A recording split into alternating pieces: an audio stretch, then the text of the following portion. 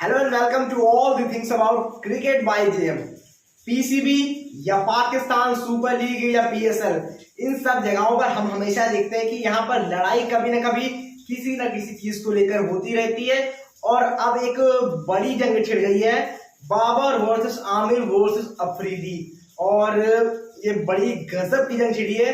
इसकी पूरी कहानी आपको बताएंगे कि कैसे होती है बाबर वर्सेस आमिर की लड़ाई और कैसे अब बाबर वर्सेस आमिर वर्सेस शाहिद अफरीदी की लड़ाई हो सकती है। जी हाँ, तो बात यह है आज से 4 से 5 महीने पहले की। यहाँ पर पीएसएल का मैच खेला जा रहा होता है।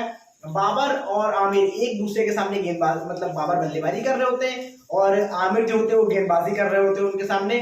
तो वहां पर बाबर बहुत सॉलिड नजर आ रहे होते हैं। वो आमिर को 3 से 4 चौके लगाते हैं और इसके बाद आमिर थोड़ा तिलमिला जाते हैं और बॉल को थ्रो करते हैं आमिर के तरफ। वहां पर बॉल आमिर को मारते हैं।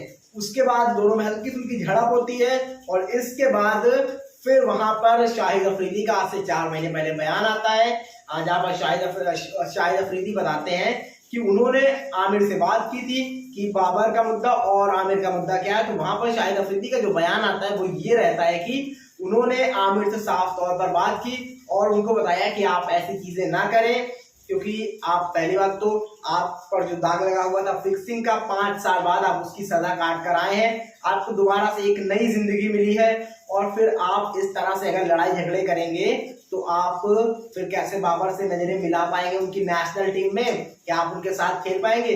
क्योंकि आपको उनके साथ ही खेलना है, आपको उनके साथ खेलना ही पड़ेगा। तो सिर्फ और सिर्फ अपने प्रदर्शन पर ध्यान रखिए।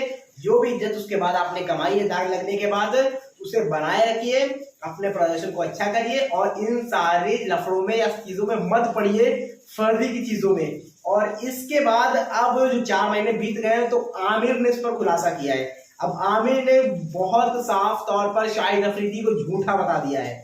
आमिर ने कहा है कि शाहिद अफरीदी ने मुझे जरूर फोन किया था, लेकिन उन्होंने मेरी इंजरी के बारे में और हेल्थ के बारे में और दूसरी चीज परफॉर्मेंस के लिए फोन किया था। बाकी जिस तरह से चीजें बाबर के और मेरे रिश्तों को लेकर इस तरह से कोई चीजें नहीं बोली थी कि मेरे रिश्ते उनसे खराब है या उनके रिश्ते मुझसे खराब है। हालांकि दुनिया को लगता है कि मेरी बाबर से लड़ाई है, पर ऐसा कुछ नहीं है। हम दोनों साफ तौर पर अच्छे दोस्त हैं। मैं बाबर का सम्मान करता हूँ, बाबर मेरा सम्मान करते हैं। तो ये कुछ कहा है मोहम्मद आमिर ने, यानी उन्होंने साफ तौर पर शाहिद अफरीदी को झूठा करार दे दिया है।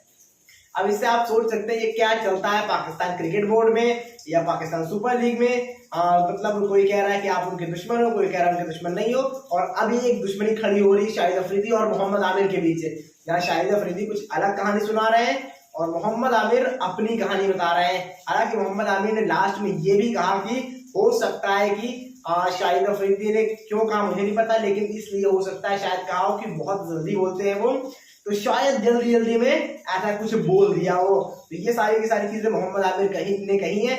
अब देखना पड़ेगा इसमें क्या टर्न आता है, क्या बोलते हैं शाहिद अफरीदी। क्या शाहिद अफरीदी मोहम्मद आमिर के खिलाफ अब कुछ बोलेंगे या फिर ये मामला यहीं पर शांत हो जाएगा? जल्दी बताइए आप लोगों को क्या लगता है, कमेंट करना बिल्कुल भी मत भूलिए। क्या ये मामला लंबा चलेगा या फिर ये रुक जाएगा?